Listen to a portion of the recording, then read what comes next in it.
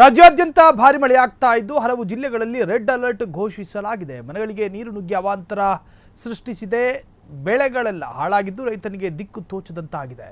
ಇನ್ನು ಮಳೆರಾಯನ ಆರ್ಭಟಕ್ಕೆ ಬೆಂಗಳೂರಿನಲ್ಲಿ ಅಲ್ಲೋಲ ಕಲ್ಲೋಲ ಉಂಟಾಗಿದೆ. ಬಿಟಿಎಂ ಲೇಔಟ್ನ 2ನೇ ಹಂತದಲ್ಲಿ ಇಬ್ಬರು ಮೃತಪಟ್ಟಿದ್ದಾರೆ. ಪಾರ್ಕಿಂಗ್ನಲ್ಲಿ ತುಂಬಿದ್ದ ನೀರು ಹೊರಹಾಕಲು ಮೋಟಾರ್ ಆನ್ ಮಾಡಲು ಹೋಗಿದ್ದಾರೆ. ಈ ವೇಳೆ ಕರೆಂಟ್ ಶಾಕ್ ಹೊಡೆದು 55 ವರ್ಷದ ವ್ಯಕ್ತಿ 12 ವರ್ಷದ ಬಾಲಕ ಸಾವನ್ನಪ್ಪಿದ್ದಾರೆ. ಎಲ್ಲಿ ನೋಡಿದ್ರೂ ಬರೀ ನೀರೇ ಕಾಣಿಸ್ತಾ ಇದ್ದು ಹಲವೆಡೆ ಮನೆಗಳೆಲ್ಲ ಮುಳುಗಿ ಹೋಗಿವೆ. ಈಗಾಗಲೇ ಬಿಬಿಎಂಪಿಯಿಂದ ರಕ್ಷಣಾ ಕಾರ್ಯಾಚರಣೆ ಶುರುವಾಗಿದ್ದು ಸಿಬ್ಬಂದಿ ಅಖಾಡಕ್ಕಿಳಿದಿದ್ದಾರೆ. ಗ್ರೌಂಡ್ ಫ್ಲೋರ್ ನಿವಾಸಿಗಳನ್ನು ಸ್ಥಳಾಂತರ ಮಾಡಲಾಗಿದ್ದು ಮಹಡಿ ಮನೆಗಳಿಗೆ ನಿವಾಸಿಗಳಿಗೆ ಆಹಾರ ನೀರು ಪೂರೈಸಲಾಗುತ್ತಿದೆ. ಒಂದೆಡೆ ಮಳೆಯಿಂದಾಗಿ ಸಂಕಟಕ್ಕೆ ಸಿಲುಕಿದ್ರೆ ಮತ್ತೊಂದೆಡೆ ಹಾವುಗಳ ಕಾಟವು ಕೂಡ ಶುರುವಾಗಿದೆ. ಈ ವಾರ ಪೂರ್ತಿ ಮಳೆ ಆರ್ಭಟ ಅಂತ ಹವಾಮಾನ ಇಲಾಖೆ ಮುನ್ಸೂಚನೆಯನ್ನು ನೀಡಿದೆ.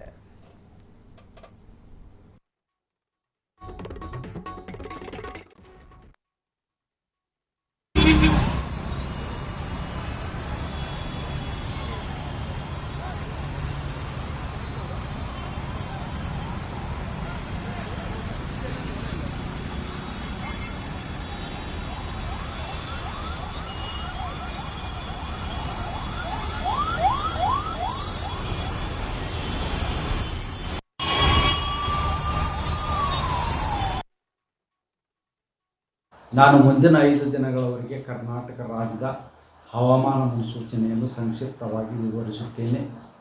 ಇಂದು ಕರ್ನಾಟಕ ರಾಜ್ಯಾದ್ಯಂತ ಎಲ್ಲ ಜಿಲ್ಲೆಗಳಲ್ಲಿ ವ್ಯಾಪಕವಾಗಿ ಮಳೆಯಾಗಿದ್ದು ದಿಢೀರನೆ ಎಲ್ಲ ಜಿಲ್ಲೆಗಳಲ್ಲಿ ಗರಿಷ್ಠ ಉಷ್ಣಾಂಶ ಇಳಿಕೆಯಾಗಿದ್ದು ಕಂಡುಬಂದಿದೆ. ಈಗಿರುವ ಹವಾಮಾನದ ಸಿನಾಪ್ಟಿಕ್ ಸ್ಥಿತಿ ಏನೆಂದರೆ ಬಂಗಾಳ ಉಪಸಾಗರದ ತಮಿಳುನಾಡು ಹಾಗೂ ಆಂಧ್ರ ಪ್ರದೇಶದ ಕರಾವಳಿ ಹತ್ತಿರ ಸರ್ಕ್ಯುಲೇಷನ್ 1.5 ಮತ್ತು 5.8 ಕಿಲೋಮೀಟರ್ ಎತ್ತರದಲ್ಲಿ ಇದೆ. ಅರಬ್ಬಿ ಸಮುದ್ರದ ಕರ್ನಾಟಕದ ಕರಾವಳಿ ಹತ್ತಿರ ಮೇ 22ರಂದು ವಾಯುಭಾರ ಕುಸಿತವಾಗುವ ಹೆಚ್ಚಿನ ಸಾಧ್ಯತೆ ಇದೆ.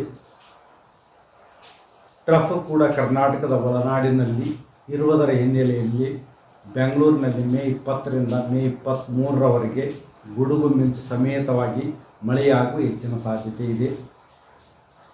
ಕರ್ನಾಟಕ ರಾಜ್ಯಾದ್ಯಂತ ಎಲ್ಲ ಜಿಲ್ಲೆಗಳಲ್ಲಿ ಮೇ 20ರಿಂದ ಮೇ 24ರವರೆಗೆ ವ್ಯಾಪಕವಾಗಿ ಗುಡುಗು ಮಿಂಚು ಸಮೇತವಾಗಿ ಮಳೆಯಾಗುವ ಹೆಚ್ಚಿನ ಸಾಧ್ಯತೆ ಇದೆ. ಉತ್ತರ ಕನ್ನಡ, ಉಡುಪಿ, ದಕ್ಷಿಣ ಕನ್ನಡ, ಬೆಳಗಾವಿ, ಧಾರವಾಡ, ಹಾವೇರಿ, ಶಿವಮೊಗ್ಗ, ಚಿಕ್ಕಮಗಳೂರು, ಹಾಸನ, ಕೊಡಗು ಜಿಲ್ಲೆಗಳ ಕೆಲವು ಕಡೆ ಭಾರೀ ಹಾಗೂ ಅತಿ ಭಾರೀ ಮಳೆಯಾಗುವ ಸಾಧ್ಯತೆ ಇದ್ದು ಮೇ 20ರಿಂದ ಮೇ 23ರವರೆಗೆ ಆರೆಂಜ್ ಅಲರ್ಟನ್ನು ಘೋಷಿಸಲಾಗಿದೆ. ಮಳೆಯ ಜೊತೆಗೆ ಗಾಳಿಯ ವೇಗ ಪ್ರತಿ ಗಂಟೆಗೆ 40ರಿಂದ 50 ಕಿಲೋಮೀಟರ್ ಇರುವ ಹೆಚ್ಚಿನ ಸಾಧ್ಯತೆ ಇದೆ. ಹವಾಮಾನ ಕೇಂದ್ರ ಬೆಂಗಳೂರು. ನಾನು ಮುಂದಿನ 5 ದಿನಗಳವರೆಗೆ ಕರ್ನಾಟಕ ರಾಜ್ಯದ ಹವಾಮಾನ ಮುನ್ಸೂಚನೆಯನ್ನು ಸಂಕ್ಷಿಪ್ತವಾಗಿ ವಿವರಿಸುತ್ತೇನೆ. ಇಂದು ಕರ್ನಾಟಕ ರಾಜ್ಯಾದ್ಯಂತ ಎಲ್ಲ ಜಿಲ್ಲೆಗಳಲ್ಲಿ ವ್ಯಾಪಕವಾಗಿ ಮಳೆಯಾಗಿದ್ದು ದಿಢೀರನೆ ಎಲ್ಲ ಜಿಲ್ಲೆಗಳಲ್ಲಿ ಗರಿಷ್ಠ ಉಷ್ಣಾಂಶ ಇಳಿಕೆಯಾಗಿದ್ದು ಕಂಡುಬಂದಿದೆ. ಈಗಿರುವ ಹವಾಮಾನದ ಸಿನಾಪ್ಟಿಕ್ ಸ್ಥಿತಿ ಏನೆಂದರೆ ಬಂಗಾಳ ಉಪಸಾಗರದ ತಮಿಳುನಾಡು ಹಾಗೂ ಆಂಧ್ರ ಪ್ರದೇಶದ ಕರಾವಳಿ ಹತ್ತಿರ ಸರ್ಕ್ಯುಲೇಷನ್ 1.5 ಮತ್ತು 5.8 ಕಿಲೋಮೀಟರ್ ಎತ್ತರದಲ್ಲಿ ಇದೆ. ಅರಬ್ಬಿ ಸಮುದ್ರದ ಕರ್ನಾಟಕದ ಕರಾವಳಿ ಹತ್ತಿರ ಮೇ 22ರಂದು ವಾಯುಭಾರ ಕುಸಿತವಾಗುವ ಹೆಚ್ಚಿನ ಸಾಧ್ಯತೆ ಇದೆ. ಟ್ರಫ್ ಕೂಡ ಕರ್ನಾಟಕದ ಒಳನಾಡಿನಲ್ಲಿ ಇರುವುದರ ಹಿನ್ನೆಲೆಯಲ್ಲಿ ಬೆಂಗಳೂರಿನಲ್ಲಿ ಮೇ 20ರಿಂದ ಮೇ 23ರವರೆಗೆ ಗುಡುಗು ಮಿಂಚು ಸಮೇತವಾಗಿ ಮಳೆಯಾಗುವ ಹೆಚ್ಚಿನ ಸಾಧ್ಯತೆ ಇದೆ. ಕರ್ನಾಟಕ ರಾಜ್ಯಾದ್ಯಂತ ಎಲ್ಲ ಜಿಲ್ಲೆಗಳಲ್ಲಿ ಮೇ 20ರಿಂದ ಮೇ 24ರವರೆಗೆ ವ್ಯಾಪಕವಾಗಿ ಗುಡುಗು ಮಿಂಚು ಸಮೇತವಾಗಿ ಮಳೆಯಾಗುವ ಹೆಚ್ಚಿನ ಸಾಧ್ಯತೆ ಇದೆ.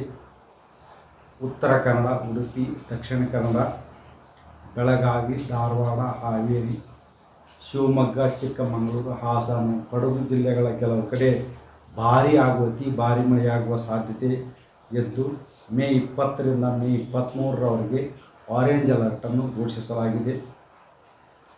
ಮಳೆಯ ಜೊತೆಗೆ ಗಾಳಿಯ ವೇಗ ಪ್ರತಿ ಗಂಟೆಗೆ 40ರಿಂದ 50 ಕಿಲೋಮೀಟರ್ ಇರುವ ಹೆಚ್ಚಿನ ಸಾಧ್ಯತೆ ಇದೆ. ಹವಾಮಾನ ಕೇಂದ್ರ ಬೆಂಗಳೂರು. ನಾನು ಮುಂದಿನ 5 ದಿನಗಳವರೆಗೆ ಕರ್ನಾಟಕ ರಾಜ್ಯದ ಹವಾಮಾನ ಮುನ್ಸೂಚನೆಯನ್ನು ಸಂಕ್ಷಿಪ್ತವಾಗಿ ವಿವರಿಸುತ್ತೇನೆ.